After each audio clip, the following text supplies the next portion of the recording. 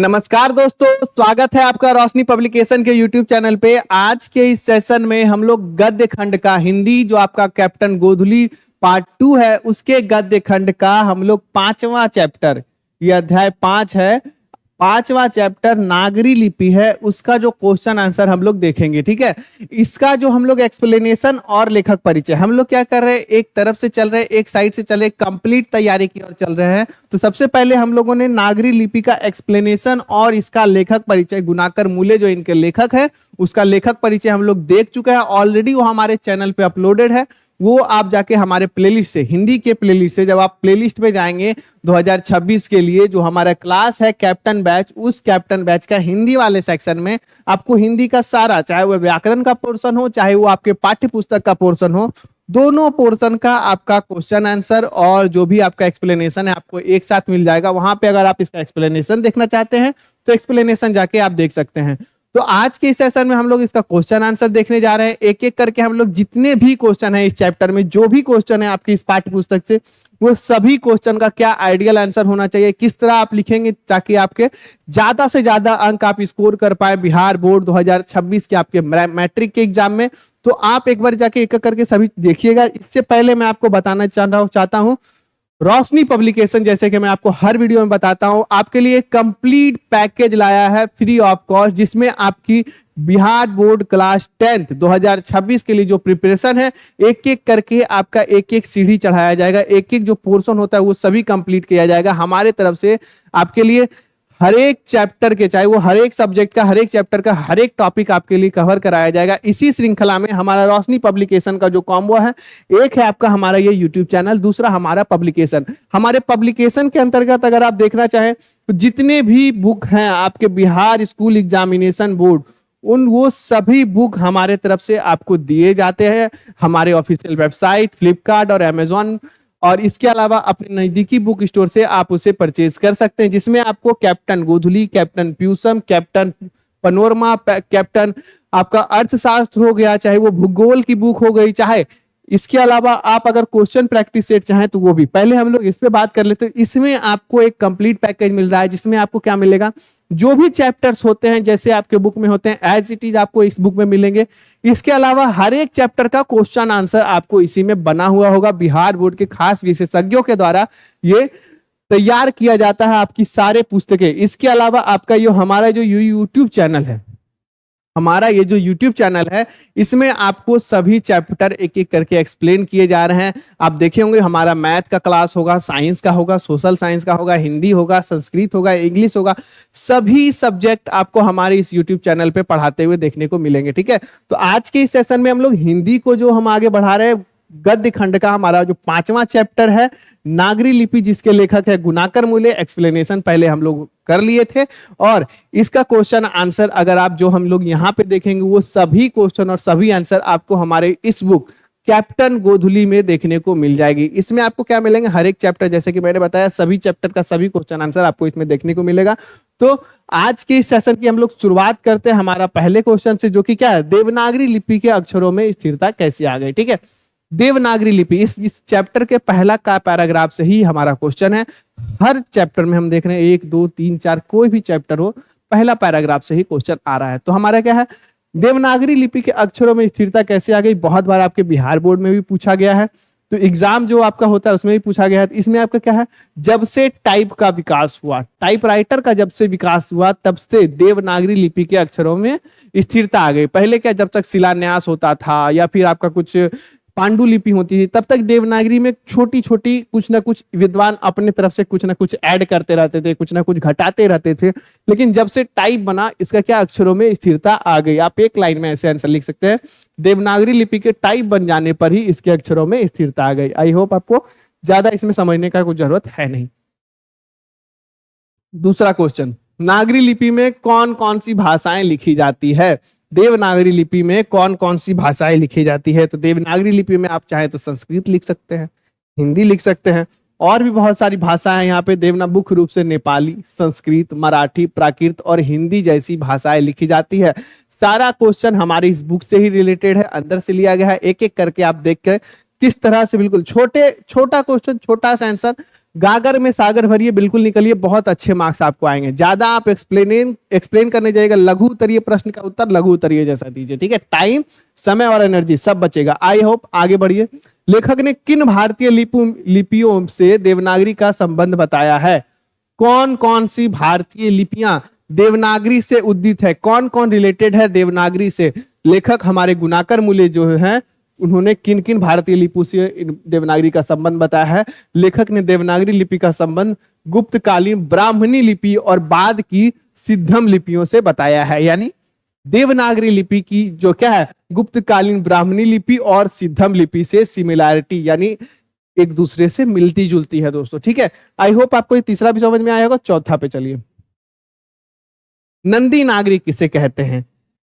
ये बहुत important question है, क्योंकि बहुत बार आपका बिहार स्कूल एग्जामिनेशन बोर्ड आपका जो एनुअल एग्जाम होता है क्वेश्चन डाल देता है, नंदी नागरी क्या है, नंदी नागरी किसे कहते हैं, या फिर ऑब्जेक्टिव में अगर इसको डालना चाहता है तो ऑब्जेक्टिव में डालता है कि दक्षिण की नागरी लिपि को क्या कहते हैं और किस प्रसंग में लेखक ने इसका उल्लेख किया है। ये तो अगला क्वेश्चन है। पहले ये जो हमारा जो ये क्वेश्चन है बहुत ज्यादा इंपॉर्टेंट है।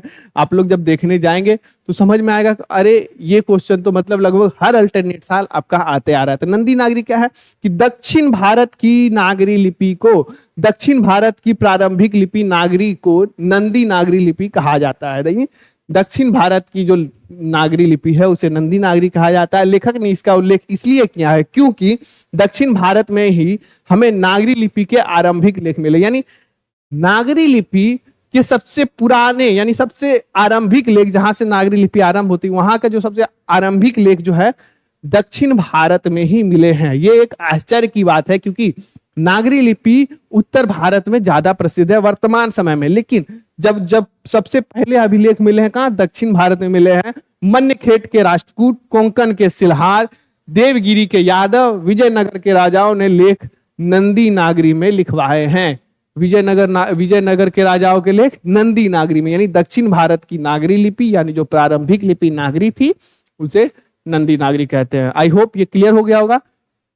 चलिए, नागरी लिपि के आरंभिक लेख कहाँ प्राप्त हुए उनके विवरण दें। यही क्वेश्चन आगे है। यही क्वेश्चन क्या है आपका आगे है, यहां से आप चाहे तो लिख सकते हैं क्योंकि दक्षिण भारत में ही नागरी लिपि आ रहा है। मन्यखेट के राष्ट्रकूट, कोंकण के सिलहार, ये देख लीजिए। नागरी लिपि के आरंभिक लेख हमें दक्षिण भारत से प्राप्त हुए हैं। पिछले क्वेश्चन में हम लोग देखे थे दक्षिण भारत में तमिल, मलयालम और तेलुगु कन्नड़ लिपियों का स्वतंत्र विकास हो रहा था, फिर भी दक्षिण भारत में कई शासकों ने नागरी लिपि का उपयोग किया। यह है आपका एक तरह से भूमिका बांधिए, ठीक है। राजा तथा राजेंद्र जैसे प्रतापी चोड़ राजाओं ने, जो कि 11वीं शताब्दी में हुए, के सिक्कों पर नागरी अक्षर देखने को मिलते हैं। 12वीं शताब्दी में केरल के शासकों के सिक्कों पर वीर केरलस जैसे कई शब्द नागरी लिपि में अंकित हैं, ठीक है। सुदूर दक्षिण से प्राप्त हुआ वर्गुन और पलियम ताम्रपत्र जो कि 9वीं शताब्दी के हैं, वो भी नागरी लिपि में अंकित हैं। श्रीलंका के विजयवाहु, पराक्रमवाहु जो कि 12वीं शताब्दी के हैं, आदि शासकों द्वारा जारी किए गए सिक्के भी नागरी अक्षर देखने को मिलते हैं। तो ये आप क्या कह सकते हैं, नागरी लिपि के आरंभिक लेख आप बोल सकते हैं, यानी 8वीं या 9वीं शताब्दी के जो लेख हैं वो दक्षिण भारत में प्राप्त हुए हैं। उनका विवरण आप इस तरह से देख सकते हैं। विवरण दें यहाँ पे इसका, ये जो विवरण हो गया उसके कारण ये क्वेश्चन थोड़ा अच्छा से डिटेल में आपको देना होगा, ठीक है। ये क्या करना होगा, आपको डिटेल में देना होगा। आई होप आपको ये समझ में आ गया, कोई भी चीज में छोड़ा नहीं गया। अगर आप चाहे तो स्क्रीनशॉट ले सकते हैं और ये सारा क्वेश्चन का आंसर आपको हमारे बुक जो है कैप्टन रोशनी पब्लिकेशन का गोधुली में देखने को मिलेगा। 6ठा नंबर पे आ जाइए हम लोग। ब्राह्मणी और सिद्धम लिपियों की तुलना में नागरी लिपि का मुख्य पहचान क्या है? देखिए, गुप्त काल में ब्राह्मणी लिपि तथा बाद के सिद्धम लिपियों के अक्षर के सिरों पर छोटी और आड़ी लकीरें या छोटे तिकोन है, लेकिन नागरी लिपि का मुख्य पहचान यह है कि इसके अक्षरों के सिरों पर पूरी लकीरें बनी गई है, यानी इसके ऊपर क्या है, त्रिकोण छोटी छोटी बनी जाती है ब्राह्मणी और सिद्धम में। लेकिन देवनागरी में आप देख रहे हैं ये देवनागरी लिपि में ही है, क्या है आपका, ये सीधा एक लाइन पारी जाती है और ये शिरोरेखाएं उतनी ही लंबी रहती है जितनी की अक्षरों की चौड़ाई। समझ रहे हैं? जैसे यहाँ पे अगर आप कुछ भी लिखें, जैसे आप नागरी ही लिखते हैं तो नागरी में ये रेखाएं उतनी ही लंबाई, जितना अक्षर होता है उतनी ही दूर तक ही ये रेखाएं होती है। जबकि ब्राह्मणी में क्या होंगी, आपकी ऊपर त्रिकोण बनी होगी, ठीक है, ब्राह्मणी में ऊपर त्रिकोण बनी होगी। सिद्धा में भी कुछ इसी प्रकार की होती है। इन दोनों की यही मुख्य पहचान है। अगर दोनों में डिफरेंस निकालना चाहें तो यही है। ऊपर में इसमें आपको त्रिकोण दिखेगा या फिर कुछ अन्य छोटी मोटी लकीरें ऊपर देखने को मिलेगी, ऐसे वैसे। लेकिन नागरी लिपि में एक प्लेन रेखा होती है जो कि उतनी ही बड़ी होती है जो कि जितनी आपके शब्द हैं। आई होप आपको ये भी समझ में आ गया। ये भी आपके स्क्रीनशॉट ले लीजिए। आगे बढ़िएगा हम लोग। उत्तर भारत के किन शासकों के प्राचीन नागरी लेख प्राप्त होते हैं, यानी उत्तर भारत में किन किन शासकों के पास प्राचीन नागरी लिपि, यानी पुराने जो प्राचीन जो है, अभी तक दक्षिण में हम लोग देख रहे थे। उत्तर भारत की इस्लामी शासक की नींव डालने वाले मोहम्मद गजनवी के द्वारा जारी किए गए चांदी के सिक्के पर नागरी लिपि, पहला। दूसरा, ये सिक्के 1028 ईस्वी से शुरू किए गए थे। इनके अलावा मोहम्मद गौरी, अलाउद्दीन खिलजी, शेरशाह आदि शासक ने भी अपने सिक्कों पर नागरी लिपि के शब्द खुदवाए, नागरी शब्द खुलवाए। इसके अलावा वहीं दूसरी ओर उत्तर भारत के मेवाड़, गुहिल, कन्नौज के गढ़वाल, सांभर, अजमेर के चौहान, जेजाक भुक्ति यानी जो कि बुंदेलखंड के थे, के चंदेल, काठियावाड़, गुजरात के सोलंकी, अबू के परमार तथा त्रिपुरा के कलचुरी शासकों के अनेक प्राचीन नागरी लेख प्राप्त होते हैं। यानी नागरी लिपि पूरे भारत में व्याप्त थी और उत्तर से लेकर दक्षिण तक यहाँ के अभिलेख, सिक्के, कई प्रकार के पहचान मिलते हैं। तो आई होप आपको ये समझ में आ गया। और समझ में क्या, बहुत सारे नाम हैं, एक एक करके आप अंकित कर लीजिएगा, याद कर लीजिएगा कि क्या क्या नाम है। शेरशाह है, अलाउद्दीन खिलजी है, मोहम्मद गौरी है, गुहिल है, कन्नौज है, गढ़वाल, अजमेर के चौहान है, बुंदेलखंडिया है, काठियावाड़ी है, गुजरात के सोलंकी हैं, आबू के परमार हैं, त्रिपुरा के कलचुरी शासक, यानी बहुत सारे शासक हैं जिन्होंने अपने सिक्कों पे, अपने शिलालेखों पे या फिर अनेक तरह से नागरी लिपि खुदवाए हैं, जो कि आपको बाद में प्रारंभिक नागरी लिपि है। ठीक है, चलिए आगे बढ़िए हम लोग। नागरी को देवनागरी क्यों कहते हैं, लेखक ने इस संबंध में क्या बताया। दो चीज है इसमें। पहला चीज, जब हम लोग ये चैप्टर एक्सप्लेन कर रहे थे तो दो चीज आया था। पहला एक आया था कि सबसे पहले इसका नागरी लिपि कैसे प्राप्त, नागरी इसको कैसे प्राप्त हुआ। पहले नागरी समझेंगे कि नागरी को देवनागरी क्यों कहा जाता है। सबसे पहले नागरी इसे इसलिए कहा जाता है कि माना जाता है कि गुजरात के नागर ब्राह्मणों द्वारा इसका विकास हुआ, इसलिए इसे नागर से नागरी कहते हैं। ठीक है, अब हम दूसरा समझ लेते हैं। पटना से इसका संबंध निकलता है कि पहले समय में पटना को नगर कहा जाता था। क्या कहा जाता था, नगर कहा जाता था, और पटना में यह लिपि बहुत प्रचलित थी। तो नगर की इस लिपि को नागरी लिपि कहते हैं। और उत्तर भारत में जो वाराणसी का क्षेत्र था, वहां पे ये लिपि बहुत उपयोग की जाती थी, तो वाराणसी देवनगरी कहलाती है।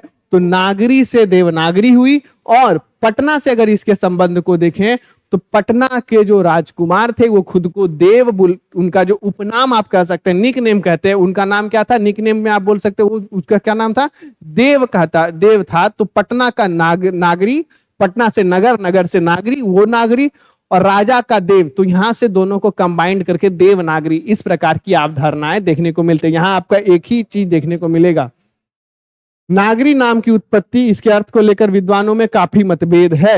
एक मत के अनुसार गुजरात के नागर ब्राह्मणों ने सर्वप्रथम नागरी लिपि का उपयोग किया था, इसलिए इसका नाम नागरी लिपि पड़ा। ठीक है, एक अन्य मत के अनुसार बाकी नगर केवल नगर हैं, किंतु काशी देवनागरी है, इसलिए इस काशी में इस प्रयुक्त भाषा की लिपि को देवनागरी पड़ा है। अब ये देखिए, यहाँ पे आपका आधा है। अगर आपका ये लघु उत्तरीय में होगा तो आपका इतना एक आंसर देंगे चलेगा। दीर्घ उत्तरीय पूछा तो एक अगला क्वेश्चन में भी देखिए आपका सेम इसी तरह है, तो आप इसको भी उसी में अटैच कर सकते हैं। इसका भी अगर आप लंबा क्वेश्चन, दोनों को सेम मिला पढ़िए।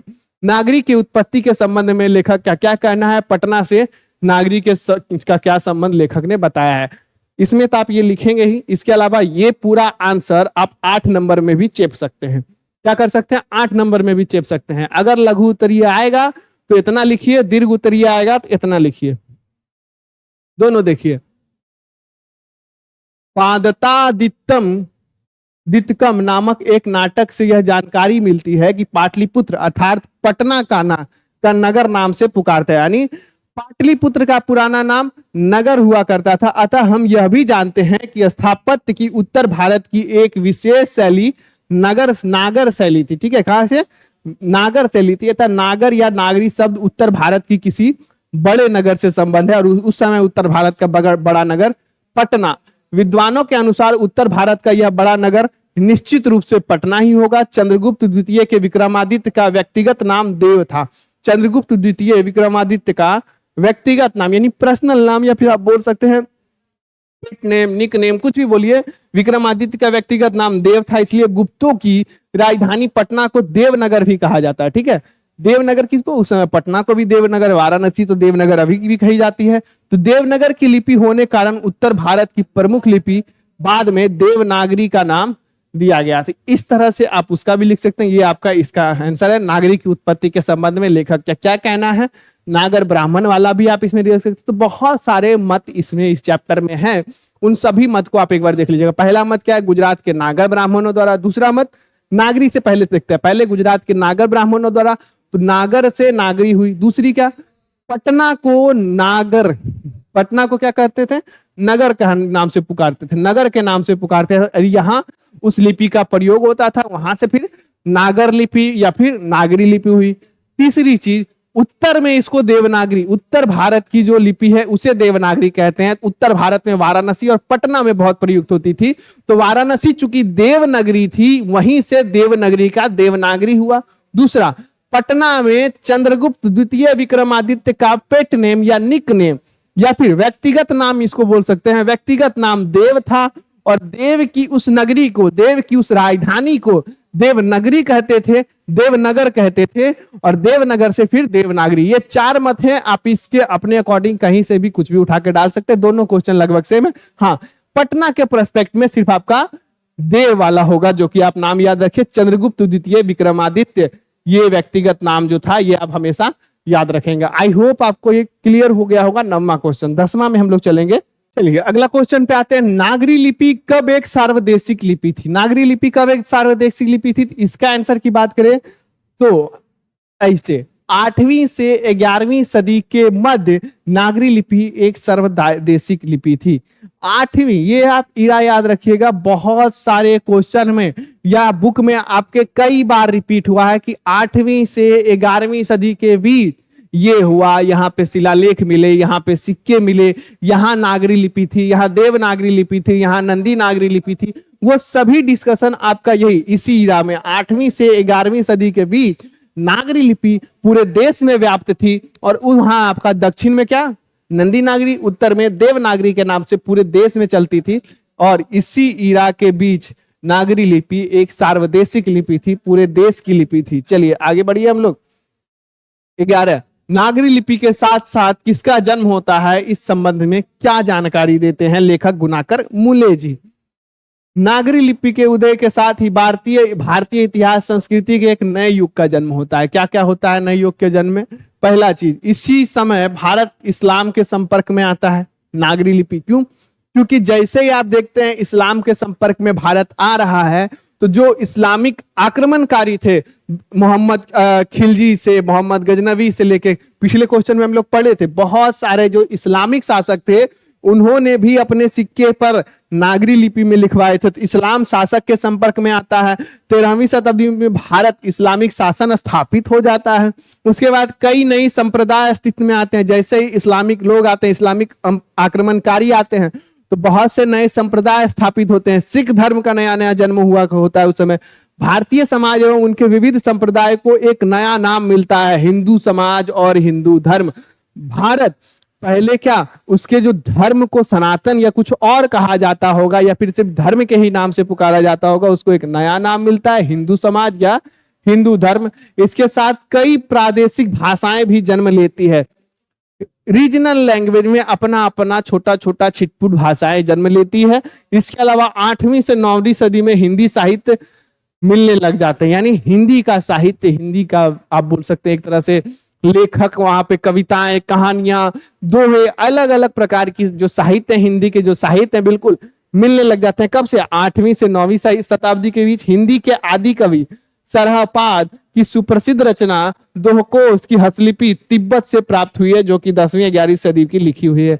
यानी तिब्बत से बहुत सारे जो हुएनसांग, फायान, ये सारे जो टूरिस्ट आते हैं, वही हो सकता है भारत से कोई एक हस्तलिपि लेके तिब्बत गए थे और फिर वहां से तिब्बत से प्राप्त हुआ है दोहकोस। कौन सा? सुप्रसिद्ध सरहापाद की सुप्रसिद्ध रचना जो है दोहकोस, जो कि एक हस्तलिपि है, हाथ से लिखी गई है, वो कुछ टाइपराइटर से नहीं लिखी गई है, वो तिब्बत से प्राप्त हुई है, जो 10वीं 11वीं सदी में लिखी हुई है। इसी दौरान भारतीय अर्थव्यवस्था, अर्थ, आर्य भाषा परिवार की आधुनिक भाषाएं बांग्ला, मराठी भी जन्म ले रही थी। यानी आर्य की जो आधुनिक भाषा है, भारतीय आर्य भाषा परिवार की आधुनिक भाषा, जो कि अभी भी चल रही है, कौन कौन सा? बांग्ला भाषा, मराठी भाषा भी जन्म ले रही थी। इन भाषाओं के लेख भी पाए जाते हैं। इसी समय दक्षिण भारत की ब्राह्मणी लिपि स्वतंत्र विकास हो रहा था। यानी नागरी लिपि के साथ साथ बहुत सारा चीज हो रहा था। आपका मुसलमानों का आक्रमण हो रहा था, पहला चीज। दूसरा, मुसलमानों का यहाँ पे अधिकार हो रहा था। तीसरा चीज, एक नए धर्म संप्रदाय का जन्म हो रहा था, जिसको आप सिख कम्युनिटी कह सकते हैं, या मुसलमान भी आ रहे थे तो उनका भी एक नया अपना भारतीय मुसलमान के अकॉर्डिंग ढल रहे थे। चौथा, सिख धर्म का भी विकास हो रहा था, भले इसमें जिक्र नहीं है, तो नए धर्म और नए पंथ का विकास हो रहा था, यहाँ पे आपका हो रहा था, लिखा हुआ है, ठीक है। इसके अलावा भारतीय समाज के लोगों को हिंदू नाम मिला। क्या है? हिंदू समाज या हिंदू धर्म का नाम मिला। बहुत सारे जो रीजनल लैंग्वेज है, प्रादेशिक भाषाएं, उसका जन्म हुआ। इसके अलावा आर्य की आधुनिक भाषाएं, जो आधुनिक जो कि अभी चली, यानी बांग्ला और मराठी भाषा का भी जिक्र हुआ। ब्राह्मणी लिपि भी स्वतंत्र रूप से बन रही थी, स्वतंत्र रूप से अपना विकास कर रही थी। तो ये सभी चीजें हैं। एक तरह से आपको स्क्रीनशॉट फिर से लीजिए, हम हट जाते हैं, कंप्लीट कीजिए। 11वां के बाद 12वां क्वेश्चन पे हम लोग चलेंगे। ये वाला, गुर्जर प्रतिहार कौन थे? बहुत सारे बच्चे गुर्जर प्रतिहार कौन थे हिस्ट्री में भी पढ़ते हैं, यहाँ भी आपको पढ़ने को मिलता है। और बहुत सारे बच्चे मेरे, जब मैं एग्जाम दे रहा था तो उस समय का ये है, बहुत सारे स्टूडेंट इसमें क्या है, बाहर आए, भाई गुर्जर प्रतिहार हिस्ट्री में पढ़ रहे थे, हिंदी में पूछ दिया, और ये क्या मतलब हुआ, ये लोग पगला गया है बिहार बोर्ड। तो उसमें क्या है, गुर्जर प्रतिहार का जिक्र आपको यही नागरी लिपि में देखते हैं। और यहाँ पे, यहाँ से क्वेश्चन ये उठ के आता है कि गुर्जर प्रतिहार कौन थे? गुर्जर प्रतिहास नहीं, गुर्जर प्रतिहार, प्रतिहार।